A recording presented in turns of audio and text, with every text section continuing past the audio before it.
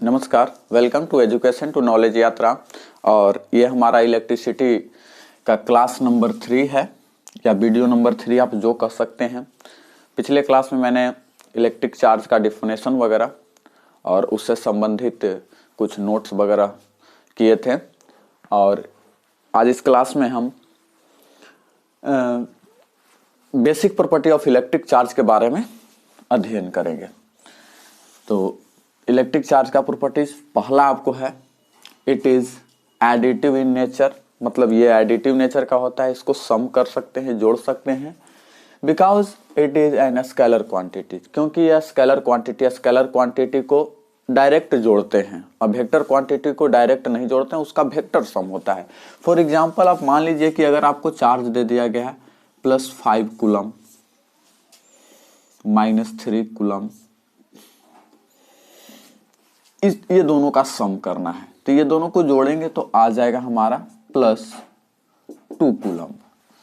तो बस जैसे अर्थमेटिक सम करते हैं, अलजेब्रिक सम करते हैं, उसी तरह से इसको करेंगे। अगर ऐसे है तो अर्थमेटिक सम, अलजेब्रिक सम मान लेके दे दिया +q कूलम, तो ऐसे रहेगा। मतलब इसका वेक्टर सम नहीं होगा, स्केलर सम होगा, बिकॉज ये स्केलर क्वांटिटी है। आगे it is a quantized quantity. इस शब्द को थोड़ा समझना है, क्वांटाइज्ड। तो क्वांटाइज्ड शब्द को समझने के पहले क्वांटा शब्द को समझिए। क्वांटा वर्ड क्या है? क्वांटा मीन्स होता है पार्टिकल्स।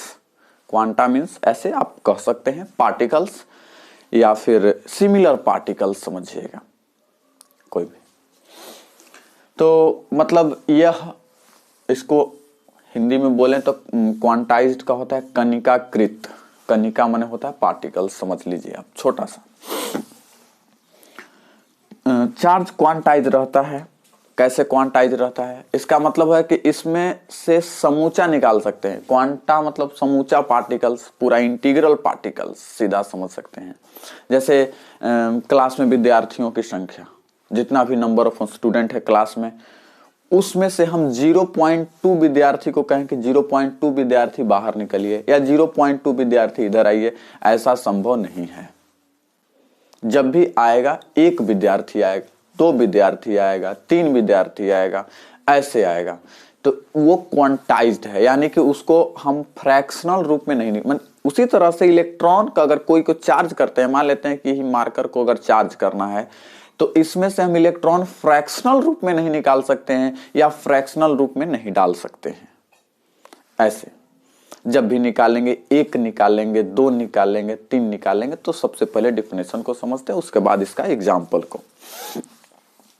डिफिनेशन इसका है, the total charge on the charged object is integral multiple, ध्यान रखिएगा, integral multiple of electronic charge E।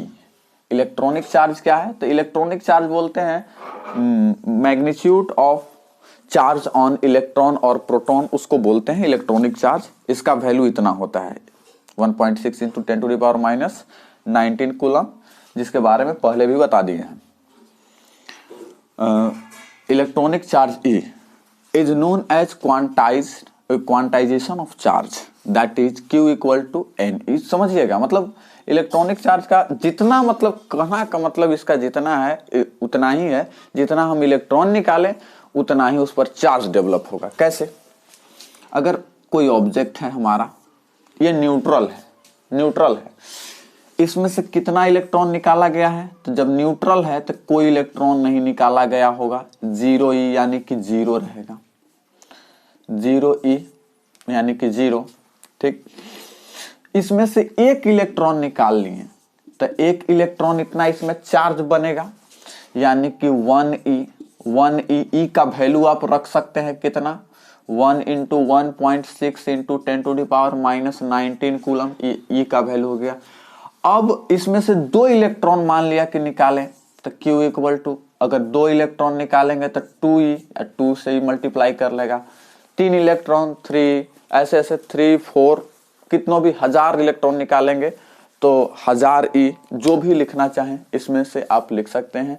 अच्छा, इलेक्ट्रॉन चूंकि निकाल रहे हैं तो ये पॉजिटिव चार्ज होगा, ध्यान रखिएगा। इलेक्ट्रॉन निकालेंगे तो पॉजिटिव जो आपको इलेक्ट्रॉन से ज़्यादा प्रोटॉन का संख्या हो जाएगा, उस नंबर माने ज़्यादा प्रोटॉन का नंबर ज़्यादा हो जाएगा और इलेक्ट्रॉन का नंबर कम हो जाएगा तो पॉजिटिव चार्ज हो जाएगा। तो पॉजिटिव चार्ज के केस में हम प्लस लिखते हैं और निगेटिव चार्ज के केस में माइनस लिखते हैं। तो ऐसा आपको होता है, माइनस या प्लस हो सकता है ये आपको चार्ज। तो यही है Q equal, that is Q equal two plus minus Na। अब यहाँ पर n को मेंशन कर दिया है, इंटीग्रल है मैंने इंटीजर रहेगा। तो इंटीजर मतलब क्या, इंटीजर मतलब नेचुरल नंबर का प्लस और माइनस और जीरो भी ऐड कर सकते हैं, कोई दिक्कत नहीं है जब in case of uncharged body. तो n equal to 1 2 3 dot dot dot, हाँ n not equal to fraction और इरेशनल नंबर, ध्यान रखिएगा।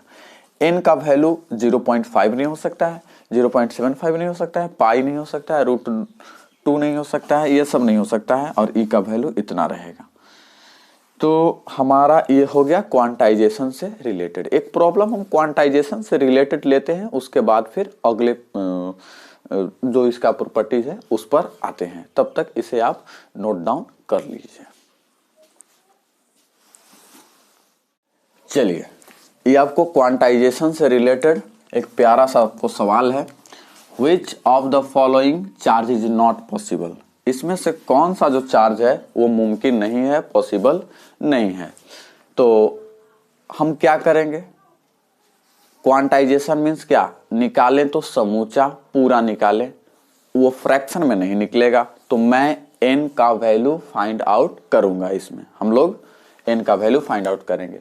Q equal to NE, plus minus NE भी लिख सकते हैं, कोई दिक्कत नहीं। इससे n का वैल्यू अगर नेचुरल आ रहा है तो इंटीजर है ही। तो n इक्वल टू हो जाएगा Q अपॉन E। ये सब का वैल्यू रखेंगे।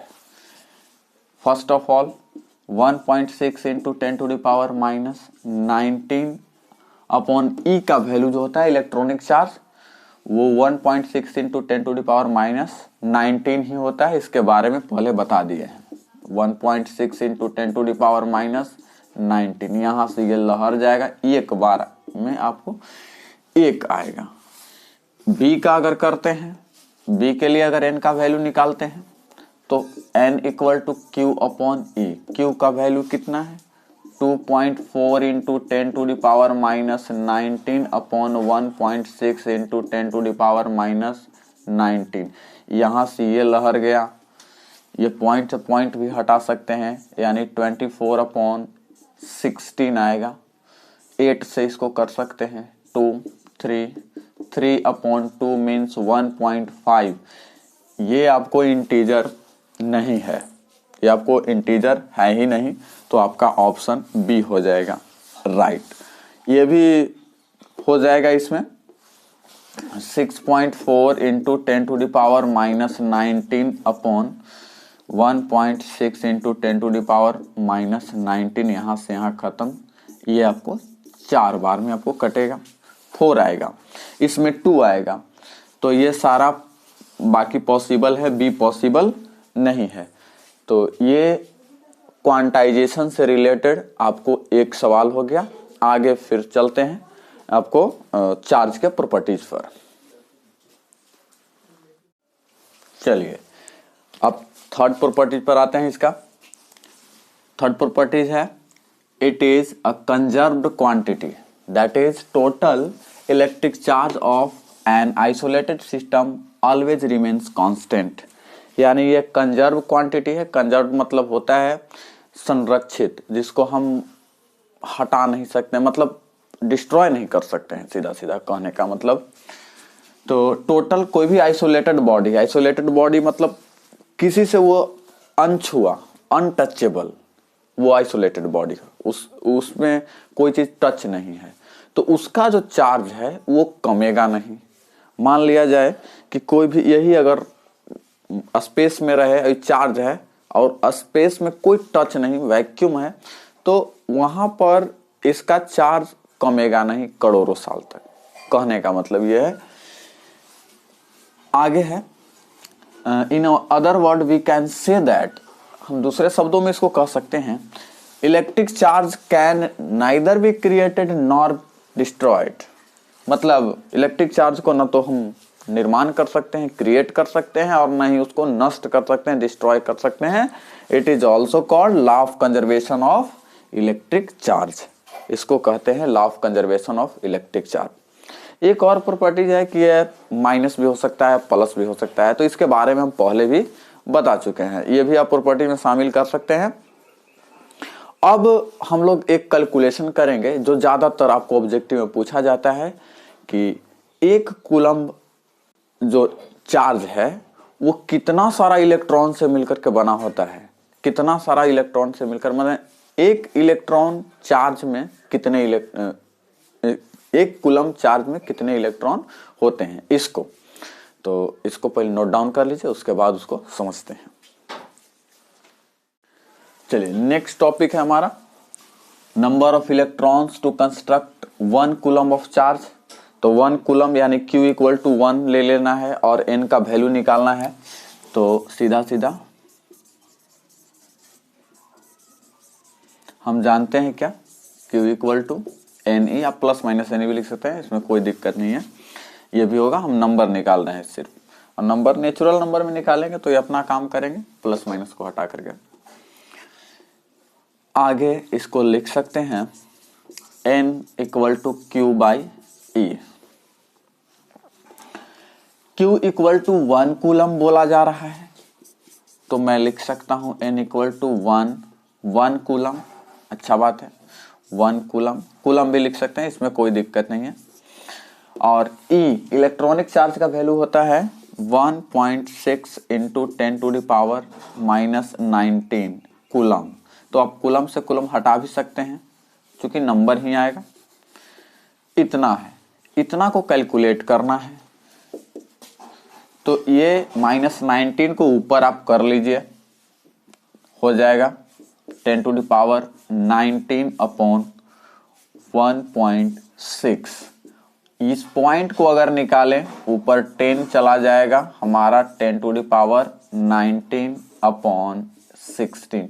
इसमें से 10 लिया जा सकता है, 100 into 10 to the power 18 upon 16। इसको अगर किया जाए, यहां पर अगर करें तो हो जाएगा हमारा 6.25 इंटू 10 टू द पावर 18। तो इतना है 1 कूलम्ब ऑफ चार्ज, इतना इलेक्ट्रॉन्स, यानी 1 कूलम्ब चार्ज को कंस्ट्रक्ट करने के लिए 6.25 into 10 to the power 18 electrons लगेंगे। इतना इलेक्ट्रॉन्स को निकालना होगा या इतना इलेक्ट्रॉन्स उसमें सरप्लस करना होगा। तो इसको आप नोट डाउन कर लीजिए, और इसके बाद फिर हम अगले क्लास में मिलेंगे। तब तक के लिए धन्यवाद। जय हिंद।